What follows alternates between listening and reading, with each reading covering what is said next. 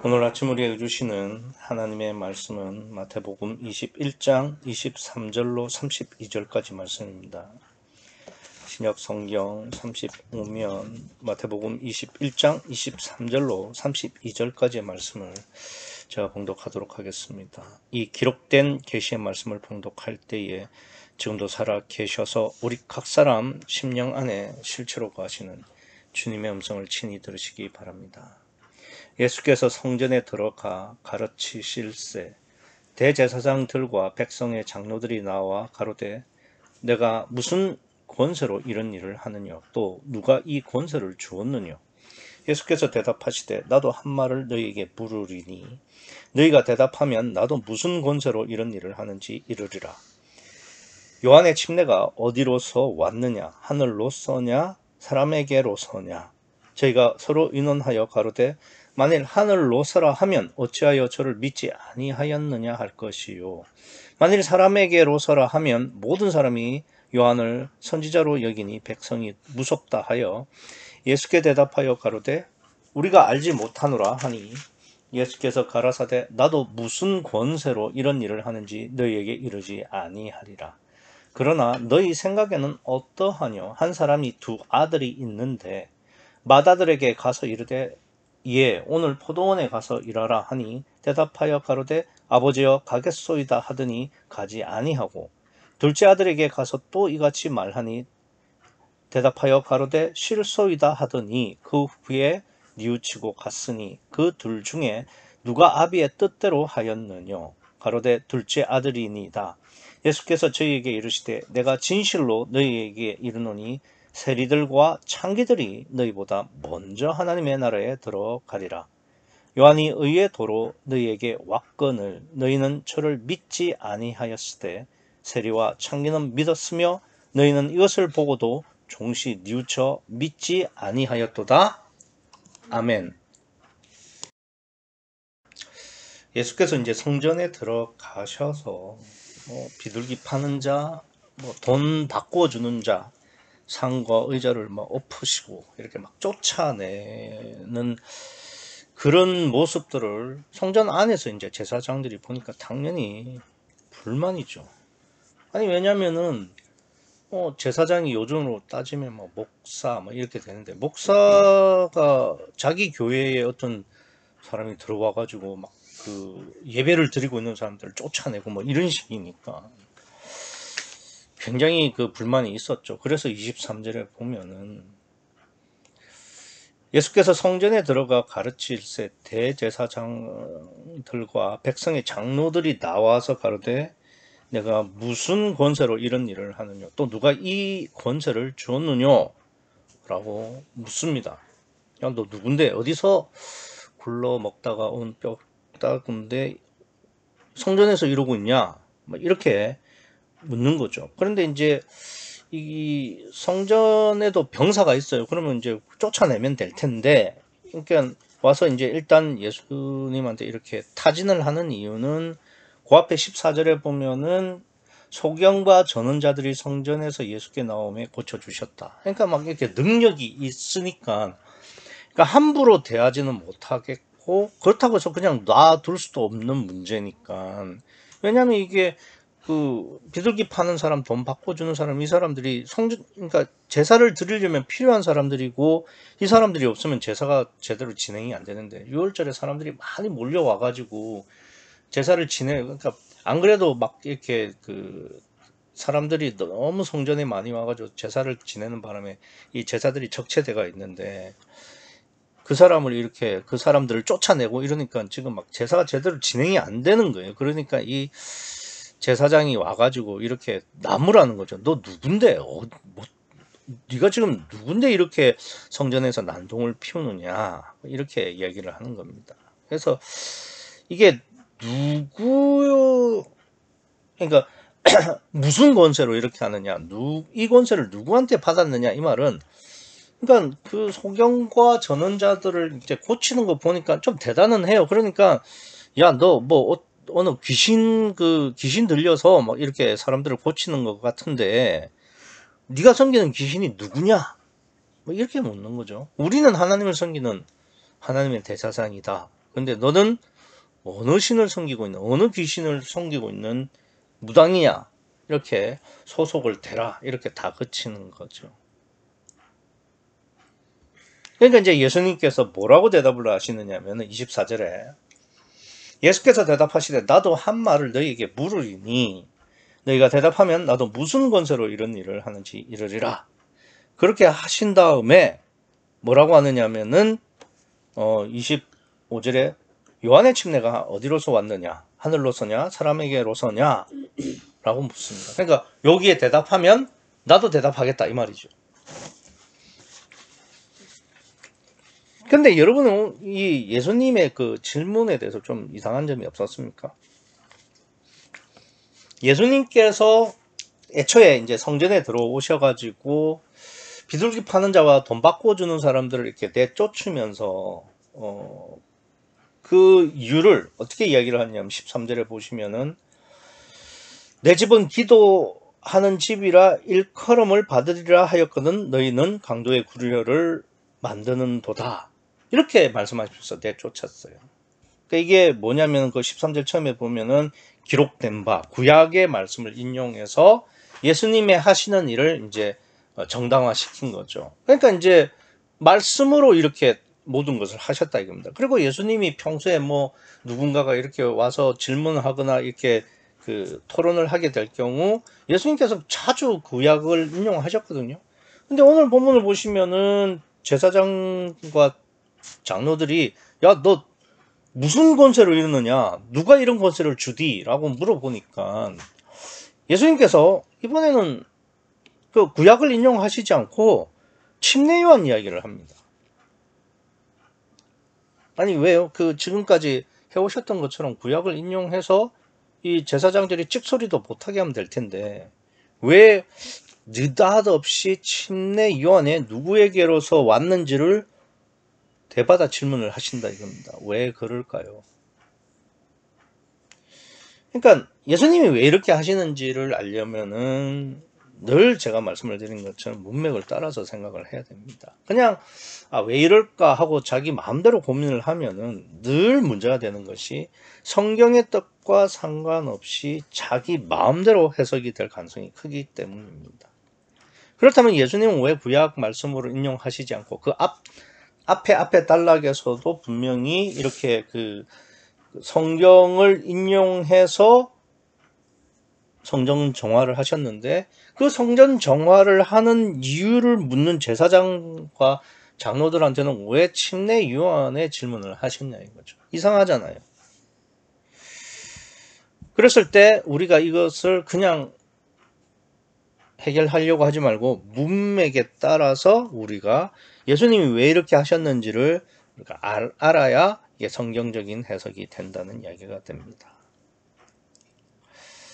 그 앞단락에 보시면은 예수님이 스스로 바보로 자처하시죠. 그래서 나라는 존재는 사라져야 되고 나 다음에 너희 속에 들어갈 보혜사를 내가 준비하러 십자가에 가는 것이다 라고 말씀을 하셨고 그 앞에 단락은 구약을 강도로 비유하십니다. 그래서 굉장히 강수를 두시는 거죠. 구약도 심지어 예수님 자신도 없어져야 할 대상이고 폐기되어야 할 대상이다.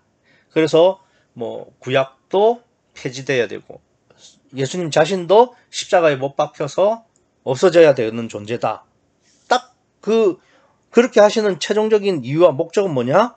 성령의 내주, 즉 임마누엘의 신약의 구원을 위해서다 라는 말씀을 하신 거예요.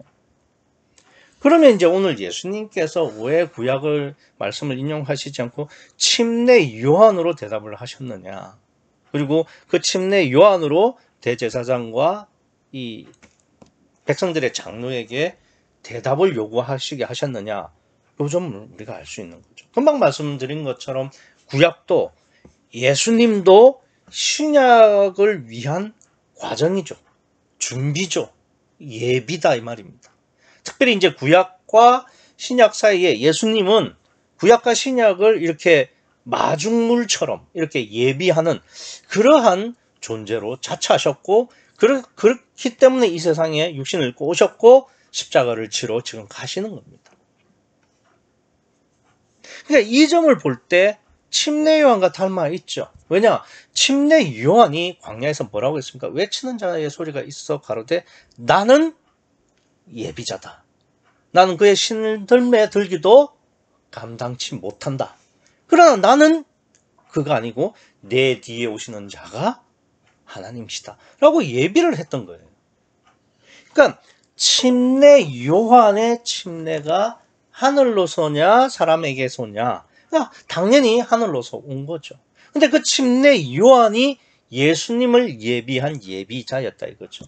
그러면 예수님이 왜 성전 정화를 하느냐? 왜 구약을 강도라고 규정했고 자기 자신을 십자가에서 못 박혀서 죽어야 할, 사라져야 할, 부인되어져야 할 존재로 말씀하시느냐?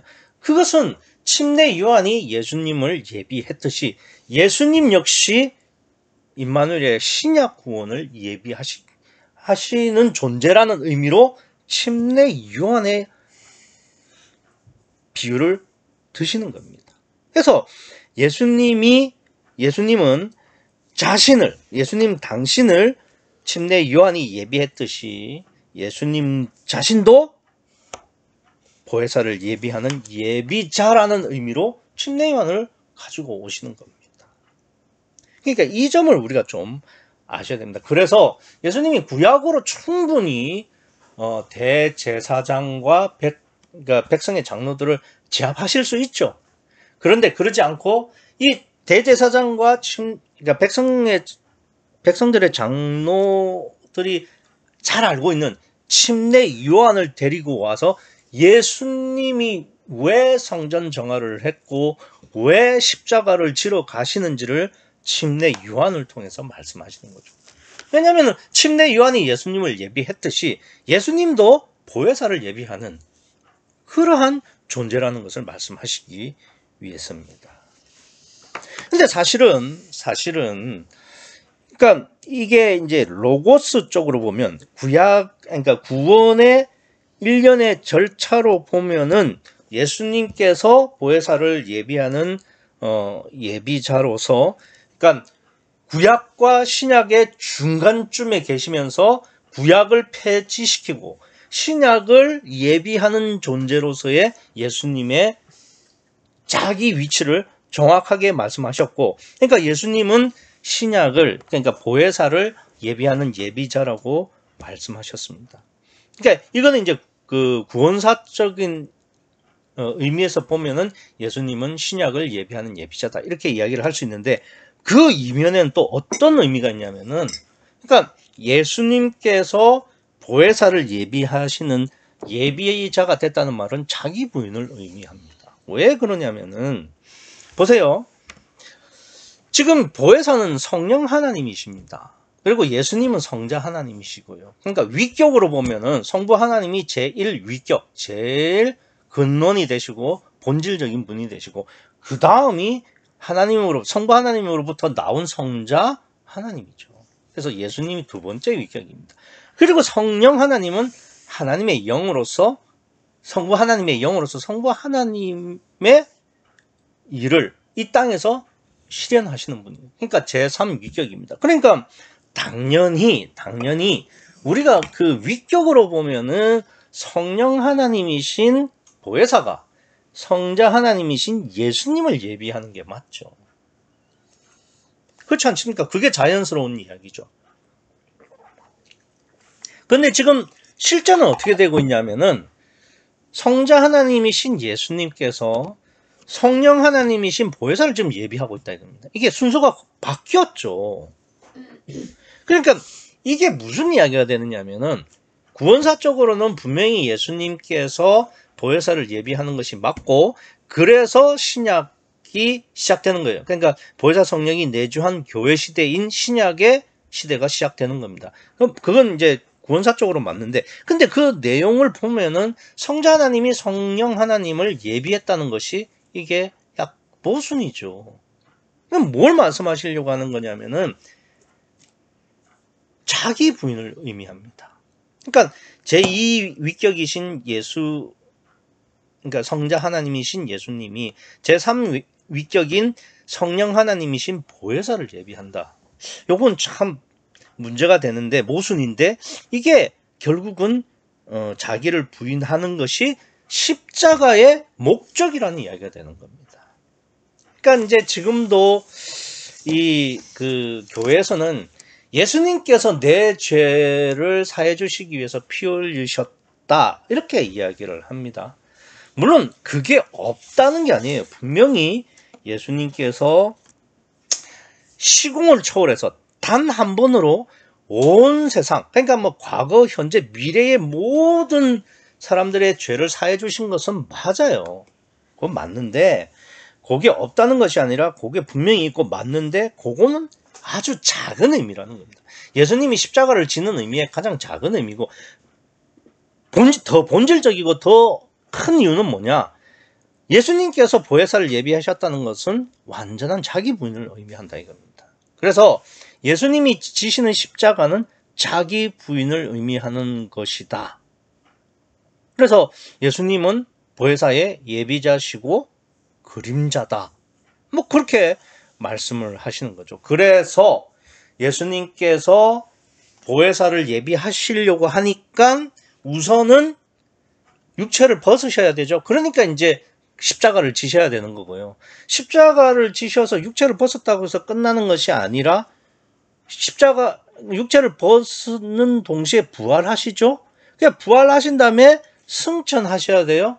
승천하셔서 하나님 우편에 계시면서 성부 하나님이 보내실 성령, 즉 자기 이름으로 보낼 보혜사를 이 땅에 보내시는 겁니다. 그러려고 십자가 지신다 이거예요.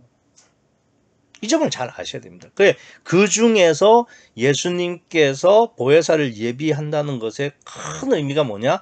제2위격인 예수님께서 제3위격인 성령을 예비하는 그러한 자기 부인이 바로 예수님이 지시려고 하는 십자가다, 이런 이야기가 된다는 거죠. 그래서 예수님 자신도, 당신도 포함시키고요, 전체 구약까지를 다 포함해서 예비자로 말씀하셨고,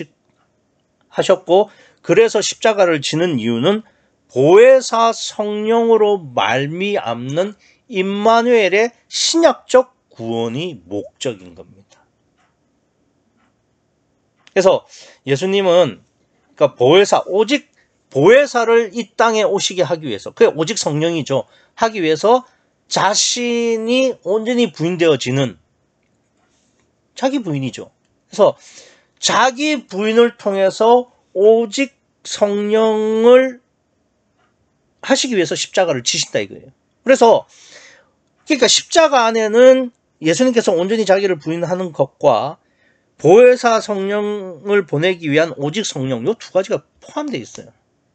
그래서 이것이 곧 요한복음 3장 5절에서 말하는 불가성령입니다. 그래서 예수님이 십자가를 지신다는 것은 온전한 자기 부인과 그리고 보혜사를 예비하기 위한 오직 성령의 의미가 있다 이 말입니다.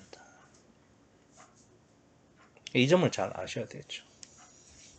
그래서 예수님께서 오늘 본문에 보시면은 대제사장과 백성들의 장로들이 야, 너가 무슨 권세로 이러는 거냐? 이 권세를 누가 줬냐라고 물었을 때 침례 요한의 예를 드시는 겁니다.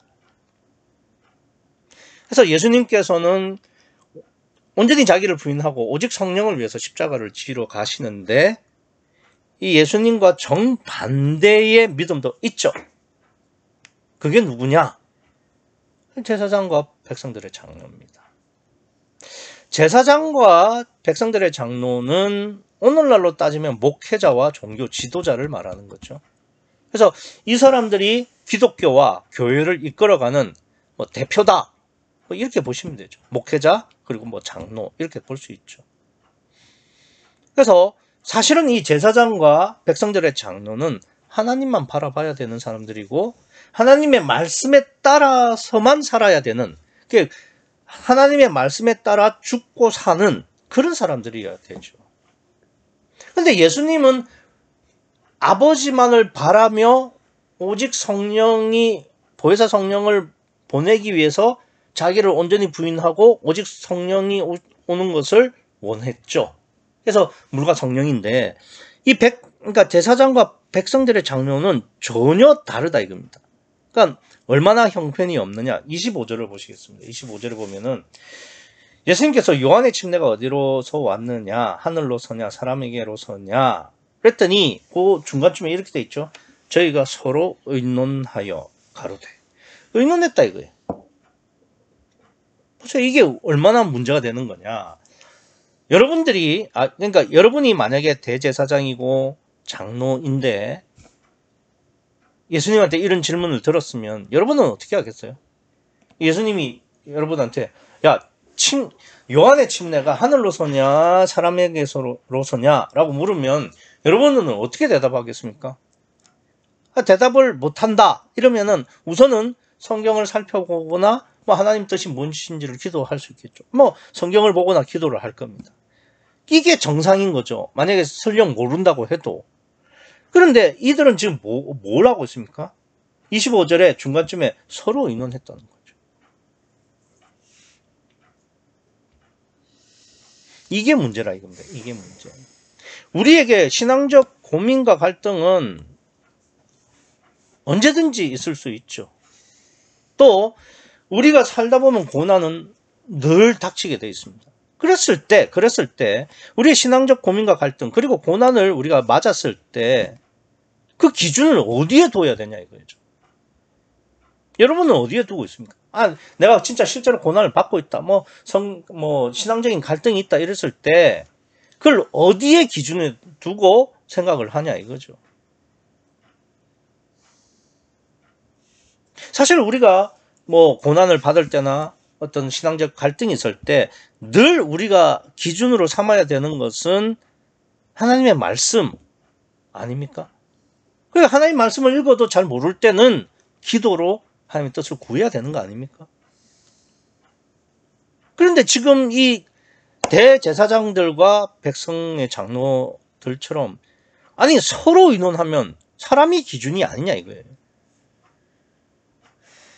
그러니까 우리가 잘 생각을 해야 됩니다. 이 대제사장과 이 백성들의 장로가 문제가 아니라 이 사람들을 손가락질하는 게 중요한 게 아니라 우리도 우리의 신앙을 정직하게 살펴봐야죠. 우리는 문제가 생기면 어디에다가 기준을 두느냐. 정말 기도와 말씀을 기준으로 삼는 거냐. 아니면 사람과 방법론에다가 기준을 두고 있느냐. 이 점을 자꾸 생각해야 됩니다. 사실 우리가요. 신앙적 갈등도 있고 어떤 고난을 계속 받는 이유가 사실은 그래요. 하나님께서 우리에게 문제와 갈등을 주실 때 네 기준이 어디 있느냐, 네가 어디에다가 기준을 두고 있느냐를 자꾸 물으시는 거죠. 하나님께서 몰라서 우리한테 그렇게 그 고난을 주시는 게 아니라 나 스스로 자꾸 생각해보고 내가 스스로 그 기준을 사람에게서 하나님에게로 옮기라는 하나님의 의도가 있는 거예요. 그러니까 신앙 훈련이죠, 이게. 그래야 되는 거죠. 그래서 고난 속에서 사람을 의지하지 말고 하나님과 말씀을 의지하라는 하나님의 메시지가 바로 고난과 갈등이죠. 그런데 나는 진짜 어디에다가 기준을 두고 어디에다 마음을 두느냐. 이 점을 우리가 늘 생각을 해봐야 됩니다. 그래서 내가 그러니까 어떤 고난이나 문제가 생겼을 때 하나님을 의지하지 않으면 않을수록 하나님은 더 큰 고난으로 아니다. 나와 말씀을 기준으로 해결해라. 안 되면 나한테 기도해라. 그러면 내가 꾸짖지 않고 후히 주겠다. 그 말씀을 하시는 거죠. 그런데도 우리는 고난이 크면 클수록 문제가 크면 클수록 갈등이 심하면 심할수록 자꾸 인간적인 방법론을 자꾸 고민한다 이거죠. 그러니까 하나님은 어쩔 수 없죠. 계속 고난을 줄 수밖에 없죠.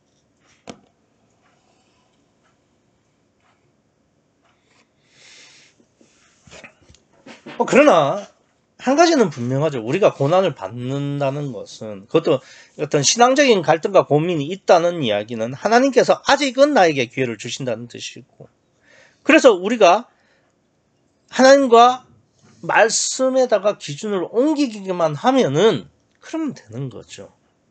그런데 아예 오늘 이 대제사장과 백성들의 장로들처럼 그냥 서로 의논한다. 그러니까 무슨 일만 있으면은 자기들끼리 사람에다가 기준을 두는 것이 이 사람들은 몸에 밴 거예요. 이 사람들의 가치관이다 이겁니다. 이러면은 문제를 해결할 수도 없을 뿐만 아니라 구원도 못 받는 거죠. 그러니까 이렇게 하나님만 바라보라고 고난도 주고 갈등을 주고 있는데 하나님을 볼 생각도 안 하고 성경 말씀에다가 기준을 안 두는 사람, 이 사람들은 하나님께서 뭐라고 하느냐? 27절 끝에 보면은 나도 무슨 권세로 이런 일을 하는지 너희에게 이르지 아니하리라. 하나님께서 그냥 포기하시는 겁니다. 야, 내가 그렇게 너한테 고난과 문제와 갈등을 줬는데도 너는 나를 바라보지 않고 나를 기준으로 삼지 않고 사람들한테 의지해? 그래, 나도 너 이제 그만 포기한다. 이렇게 딱 말씀하시는 거예요.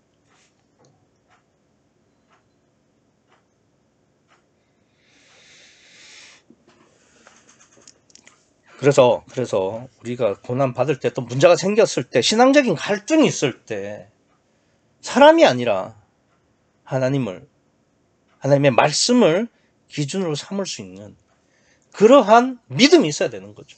그래야 그 고난과 문제 속에서도 갈등하고 방황하면서도 하나님의 뜻을 하나님을 찾아갈 수 있는 겁니다.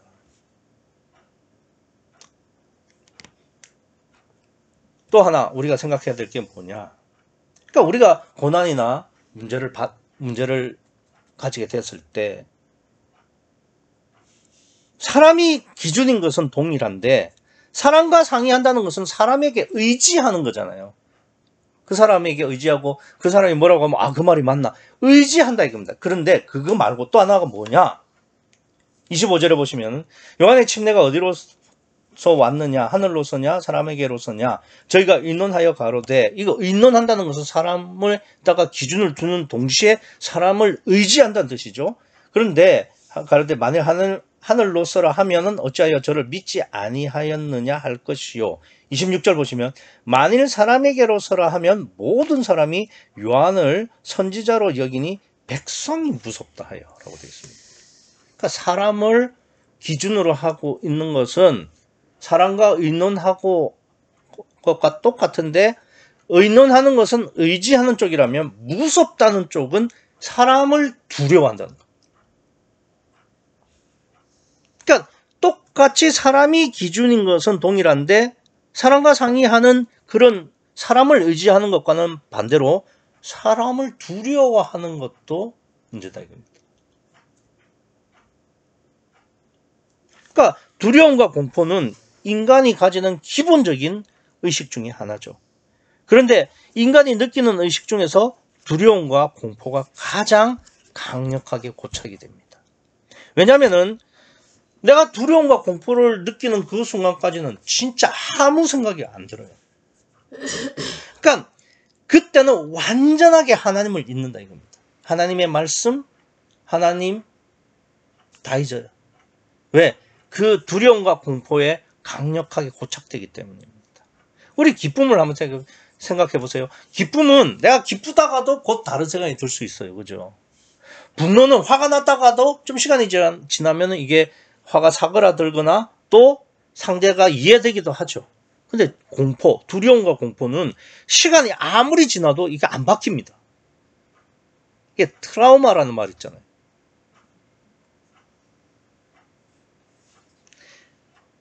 그래서 이 두려움과 공포가 뭐가 문제냐면은 그것이 해결될 때까지는 늘 거기 잡혀서 헤어날 수가 없는 거죠. 그래서 대제사장과 장로들이 그런 거죠. 지금 예수님이 하신 질문에 대해서 이미 정답을 알고 있어요. 이거 침례 요한이 하늘로서 온 거 맞는데, 하나님께서 인정하신 거 맞는데, 근데 그걸 말하려고 하니까는 예수를 인정하는 거니까 안 되고, 그렇다고 아니라고 하려고 했더니 사람이 무서워서 안 되고. 그러니까 답을 알고 있으면서도 백성이 두려워서 결국 뭐라고 그럽니까? 27절. 예수께 대답하여 가로되 우리가 알지 못하느냐.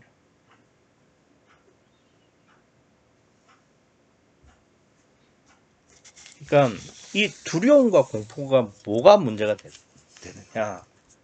그러니까 사람을 의지하는 것도 하나님과 하나님의 말씀을 읽는 거지만, 사람을 무서워하는 것은 아예 하나님과 하나님의 말씀 자체를 기억하지 못하는, 그러니까 내 관심이 하나님과 가장 멀리 떨어지는, 하나님과 전혀 상관이 없는 사람이 된다는 게 문제라 이겁니다.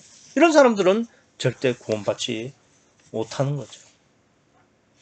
그러면 이 대제사장들과 장로들이 왜 사람을 의지하고, 그러니까 사람과 의논하고 또 백성을 두려워하고, 그러니까 사람을 의지하고 왜 사람을 두려워할까요? 왜 그럴 것 같습니까? 왜 이 대제사장과 백성들의 장로가 사람을 의지하기도 하고 사람을 두려워할까요? 그건 딱 하나입니다. 딱 하나. 성령이 속에 계시지 않아서요. 그러니까 대제사장과 장로는 누가 뭐래도 구약의 사람들이에요. 다시 말해서 성령이 그 속에 내주할 수 있는 사람이 아니란 이야기죠. 그래서 이 사람들은 아무리 믿음이 뛰어나도, 우리는 뭐 그냥 제사장들은 무조건 뭐 잘못 믿음이 없다 이렇게 생각하는데, 아니요. 사가랴를 보세요. 그 성경에서는 의인이라고 아예 인정을 한다니까요.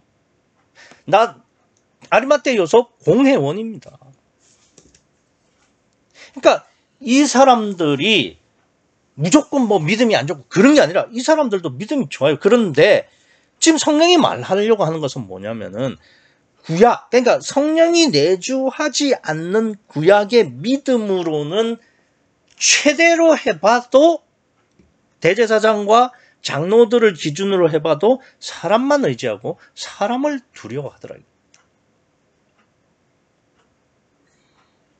그래서 구약 믿음의 최고인 대제사장들과 백성들의 장로들도 신약 믿음에 비교해보면 발끝에도 못 미친다. 그래서 제가 그 묵도 시간에 마태복음 11장 11절을 읽어드린 거예요. 여자가 낳은 자 중에 침례 요한보다 큰 자가 일어남이 없다는 겁니다. 그러니까 그러니까 구약 기준으로는 침례 요한보다 더 믿음이 뛰어난 자가 없다는 거죠. 그런데 천국에서는 가장 작은 자라도 침례 요한보다 크다는 거예요. 이게 무슨 말이냐? 구약에, 그러니까 성령이 몸 밖에서 역사를 할 때랑 성령이 내 속에 들어가셔서 보혜사로 함께 계시면서 내가 구원받고 성숙하는 것은 비교가 안 된다. 그래서 구약의 믿음의 최고인 제사장과 백성들의 장로라고 해도 신약의 믿음에는 발끝에도 못 미친다는 것이 본문의 로고스입니다. 그래서 예수님께서 임마누엘 신약 믿음을 위해서 보혜사를 보내시려고 지금 예비자가 되셔서 십자가를 지시러 예루살렘에 오신 거예요. 그거 하시려고, 우리에게 그 은혜를 주시려고, 침례 요한보다 더 큰 믿음, 구원과 성숙을 이루게 해 주시려고 2000년 전에 예수님께서 십자가를 지러 가신 겁니다. 그러니까 지금까지의 설명으로도 예수님께서 왜 십자가를 지셨는지, 왜 그 성전에서 구약을 강도라고 하면서 성전 정화를 하셨는지, 그리고 예수님께서 스스로 바보로 자처하시면서 무화과 나무를 말려 죽이면서 나보다 더 큰 일도 한다 라고 자기를 비하하시면서 자기 부인을 하셨는지, 그거를 침례 요한을 통해서 자기 자신을 예비자로 두시면서 그렇게 말씀하신 목적은 다른 게 아니죠. 예수님께서 보혜사를 보내셔서 그 보혜사가 내 속에 내주하셔야만 산을 들어서 바다에 던질 수 있는 믿음으로 성장하고 성숙할 수 있으니까요. 그러한 믿음을 목적으로 예수님께서 예루살렘에 오셨고 십자가를 지셨고 성전 정화를 하셨던 겁니다. 무화과 나무도 말리셨고. 그러니까 그래서 예수님이 스스로 나는 침례 요한처럼 신약 보혜사를 예비하는 예비자로 왔다. 그것이 아버지의 뜻이다 라고 말씀을 하신 거예요. 그러니까 여기까지도 충분합니다. 그런데 여기까지로도 충분한 해석인데 야, 네가 말한 이 문맥적 해석이 맞냐? 라고 의문을 가지는 사람이 있을 수 있기 때문에 28절부터 또 비유로 말씀하시는 거예요. 28절을 보시면은 그러나 너희 생각에는 어떠하뇨? 한 사람이 두 아들이 있는데 맏아들에게 가서 이르되 예, 오늘 포도원에 가서 일을 하라 하니 대답하여 가로되 아버지여 가겠소이다 하더니 가지 아니하고 둘째 아들에게 가서 또 이같이 말하니 대답하여 가로되 싫소이다 하더니 그 후에 뉘우치고 갔으니 그 둘 중에 누가 아비의 뜻대로 하였느뇨? 이런 비유를 드시는 거예요. 그러니까 아니 갑자기 무슨 예수님께서 침례 요한 이야기 하다가 느닷없이 두 아들 비유를 하는 겁니다. 이게 여러분들은 뭐 자연스러운 진행이라고 보십니까? 저는 뭐 이게 왜 이게 나왔나 그런 의문을 처음에 가졌거든요. 근데 문맥으로 보면은 이 두 아들 비유는 신약과 구약의 차이를 말씀하시는 거고 그렇기 때문에 예수님이 지금 구약과 신약의 중간자로서 예비자로서 신약의 예비자로서 있다는 것을 말씀하시는 거예요. 보세요. 그 예수님께서 이제 큰 아들, 맏아들과 둘째 아들을 말씀하셨는데 그러니까 보세요. 맏아들은 지금 가겠다고 해놓고 안 갔어요. 그리고 둘째 아들은 가지 않겠다고 해서 갔어요. 그러면 아니 세상의 모든 맏아들은 예 하겠습니다 하고 안 하고 둘째 아들은 실소리다 해놓고 합니까? 그거 아니잖아요. 이게 비유고 또 예수님이 지금 극단적인 예를 드시는 겁니다. 근데 이 왜 이렇게 비유를 하시고 극단적인 예를 드느냐? 구약과 신약을 비유하려고 하는 거예요. 그러니까 구약은 맏아들이죠. 신약은 둘째 아들이고요. 그런데 구약은 아버지의 뜻을 완전하게 만족시키지 못한다. 그러니까 구약의 구원, 그러니까 몸 밖에서의 역사로는 성령의 역사로는 아버지가 원하시는 구원과 성숙을 이룰 수 없다는 것이 맏아들에 대한 이야기고요. 신약은 둘째 아들인데 그 둘째 아들은 결국은 아버지의 뜻대로 행하는 아버지의 구원을 완성시키는 존재다. 이걸 말씀하시기 위해서 맏아들과 둘째 아들을 말을 하는 겁니다. 그래서 이것을 우리가 뭐 신학적으로는 빚 A, 빚 B라고 이야기하지 않습니까? 그러니까 빚 A는 예수님께서 하나님께서 창세기에 보면은 빛이 있으라 하심에 빛이 있었고 라고 할 때 그 빛이고 그거는 임시 빛이죠. 그건 어느 때까지 있는 겁니까? 그러니까 큰 광명, 작은 광명. 그러니까 셋째 날에 큰 광명과 작은 광명을 만드실 때 그때까지만 있는 임시 빛. 그러니까 구약은 임시라 이거죠. 그때까지만 있는 거예요. 그리고 큰 광명이 이제부터는 계속 있는 거예요. 큰 광명과 작은 광명. 그때까지만 있는 임시. 그러니까 구약도 신약 때까지 있을 임시적인 복음이다 이 말이죠. 그리고 더 세부적으로 나가면 예수님도 보혜사가 오기 전까지 임시 빛이라는 거죠. 그걸 말씀하시기 위해서 맏아들과 이 작은 아들의 비유를 지금 말씀을 하시는 겁니다. 그래서 대제사장과 백성들의 장로는 성령이 내주하지 않는 구약의 믿음이기 때문에 사람을 의지하고 사람을 두려워한다 이 말이에요. 반면에 예수님은 성령이 안에 계시기 때문에 육체를 부인하시기 위해서 십자가를 지러 예루살렘에 오셨고 또 오직 성령으로 보혜사를 예비하고 계신다 이겁니다. 그 두 차이를 지금 그러니까 제사장과 예수님으로 빚 A, 빚 B를 말씀하시고, 근데 궁극적으로 예수님이 십자가를 지시는 이유는 예수님과 보혜사라는 빚 A와 빚 B가 또 있다 이겁니다.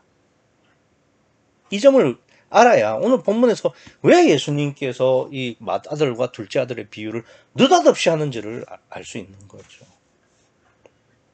그래서 예수님이 31절에 보면은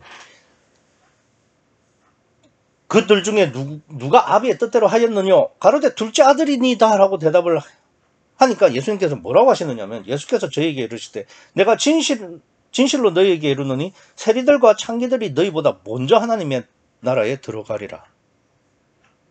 아니, 세리와 창기가 먼저 천국에 들어갔나요? 근데 분명한 건 이래요. 구약에서는 세리와 창기는 불의해서 구원을 받지 못합니다. 그러나 성령만 내주하시면은 제사장들과 장로들은 천국에 못 가도 세리와 창기는 천국에 들어간다는 뜻입니다. 그렇죠. 그러니까 비데이 비피라고 말씀드린 것처럼, 그러니까 대제사장과 장로들은 천국에 들어가지 못하더라도 창기와 세리는 천국에 들어간다는 말씀이죠. 왜요? 왜 그럴까? 왜 그럴까? 32절에 이렇게 돼 있죠. 지금 예수님께서 32절에 이렇게 돼 있습니다. 요한이 의의 도로 너희에게 왔거늘 너희는 저를 믿지 아니하였으되. 아니, 사람들이 요한을 안 믿었습니까? 아니요. 사람들이 요한을 얼마나 믿었느냐면은 요단강에서 요한이 그러니까 그 침례를 베풀 때, 자복하는 침례를 베풀 때 사람들이 다 그리로 몰려갔어요. 아니, 심지어 그 회개를 얻게 하는 일은 성전에서만 가능합니다. 제사를 통해서. 그런데 침례 요한은 성전도 아닌데 또 제사장도 아닌데 사람들이 거기 가서 자복하면서 회개를 한 겁니다. 그러니까 성전 대신 침례 요한이 지금 성전의 역할을 하고 있죠. 그래서 성전을 폐지했다 이런 이야기가 나오는 거죠. 근데 그 정도로 사람들이 이 침례 요한을 믿었어요. 그러니까 그 앞서 여기 보시면은 26절에 대제사장과 백성의 장로들이 요한을 선지자로 여기니 백성이 무섭다고 하죠. 아니, 왜 요한이 의와 도로 너희에게 왔거늘 너희는 저를 믿지 안 믿었기는요. 믿었죠. 그러니까 이거는 지금 침례 요한 이야기를 하는 게 아닙니다. 다시 말해서 세리와 창기도 육신의 세리와 창기를 이야기하는 게 아니에요. 그러니까 뭐냐? 지금 앞서 말씀을 드린 것처럼 예수님이 당신을 스스로 보혜사를 예비하는 침례 요한으로 비유하셨어요. 자기는 예비자요, 그림자다.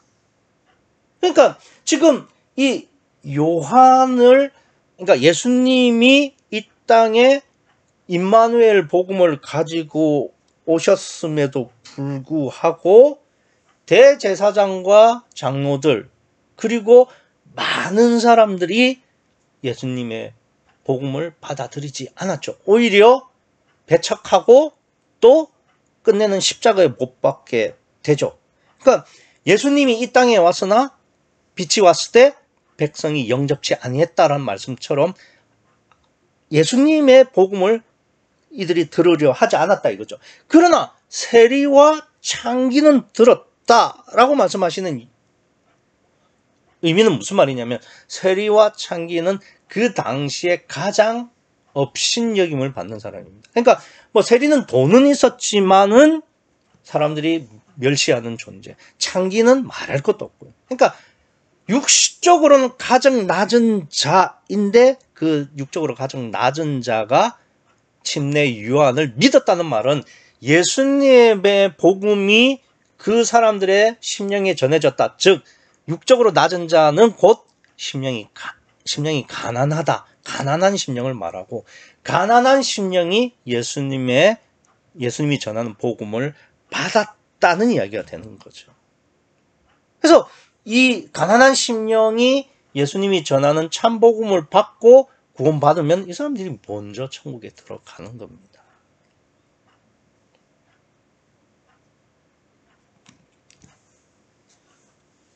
그래서 32절에 예수님께서 요한이라고 말한 것은 사실은 예수님을 말을 하고, 의와 도로 너희에게 왔다라는 말은 임마누엘의 참복음, 즉 신약의 복음을 전하러 오셨고, 그런데 유대교에 찌든 피복음에 쩌든 이 사람들은 예수님의 복음, 즉 참복음을 받아들이지 않았고, 그러나 가난한 심령들은 이 참복음을, 보혜사 내주의 임마누엘 복음을 받아들인 거죠. 그런 사람들이 마가다락방에서 성령 강림의 은혜를 받게 되는 겁니다. 그 사람들이 거듭나고 구원받았다는 이야기가 되는 거죠.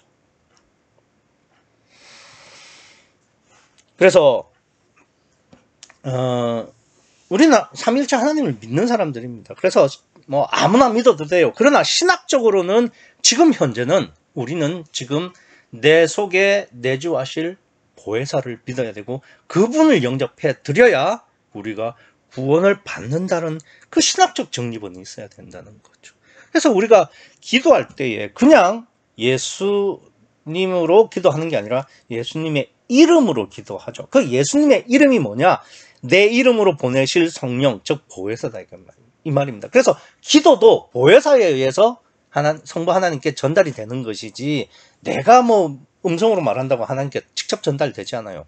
다만 우리가 기도를 할 때도 몸 밖에 있는 성령이 아니라 내 몸속에 들어가실, 내 몸속에 계시는 보혜사 성령을 통해서 하나님께 전달되기를 소망하는 마음으로 기도해야 된다 이 말입니다. 그러니까 이 삼위일체 하나님이니까 누구를 믿고 누구에게 기도해도 됩니다만은 우리가 신학적 정립은 분명히 해야 되고, 또 예수님이 십자가를 지신 근본적인 이유는 다른 게 아니라 자기를 십자가에 못 박아서 부인하면서라도 오직 성령, 즉 보혜사를 영접한, 보혜사를 보내게 하시는, 이 땅에 오게 하시는 그런 예비자로서 예수님께서 십자가에 못 박히신 거다. 이걸 정확하게 알아야 돼요. 왜 이걸 우리가 정확하게 알아야 되냐면, 그래야 우리의 신앙도 바로 될 수 있어요. 그러니까 그저 하나님 나 도와주세요, 그게 아니라 하나님 내 심령 안에, 내 속에 들어와 주세요. 그래서 나와 함께 해주십시오. 그래서 내 마음의 주인이 되어 주십시오 라는 믿음의 고백이 나와야 된다 이겁니다. 그러기 위해서는 늘 우리가 고민해야 될 게 뭐냐? 예수님께서 오늘 본문에 말씀하시는 것처럼 네가 고난을 받고 문제를 맞으면 네가 그 고난과 문제를 대처하는, 해결하는 기준이 어디 있냐 이거예요. 사람이냐 하나님이냐. 사람인지 하나님인지는 우리가 쉽게 분별됩니다. 왜냐하면 고난이나 문제가 생겼을 때 누구랑 상의하냐? 사람이냐 아니면 하나님이냐. 그리고 누구를 두려워하냐? 하나님이냐 사람이냐. 요 두 가지만 따져보면은 내 신앙의 현주소가 나온다 이 말입니다. 그러니까 사람을 버려야 되죠. 반대로 오직 하나님만, 그래서 성령만 바라봐야 됩니다. 그것이 예수님이 지신 십자가죠. 육신의 예수는 온전히 부인되고, 그 안에 있는 하나님이신 예수님은 성천하셔서 보혜사를 보내려는 그 목적으로, 오직 성령으로 이 땅 십자가를 지셨으니까. 그러니까 온전히 자기를 부인하고 오직 성령만 바라는 그 믿음으로 예수님께서는 십자가를 지신 거예요. 물과 성령으로 거듭나는 요한복음 3장 5절을 말을 하는 겁니다. 문제는 우리가 이것을 정립하고 이것을 아는 것도 중요하지만 무엇보다 중요한 것은 이게 실제가 돼야 된다는 거죠. 그러니까 내가 온전히 부인되어지고 내 마음에 오직 성령만 계시는 그 믿음으로 살고 그러기를 소원하면서 실제로 그렇게 되기를 바라는 그 믿음으로 우리가 살아가야 된다 이겁니다. 그러한 축복이 여러분과 제게 임하기를 간절히 소원합니다. 기도하시겠습니다.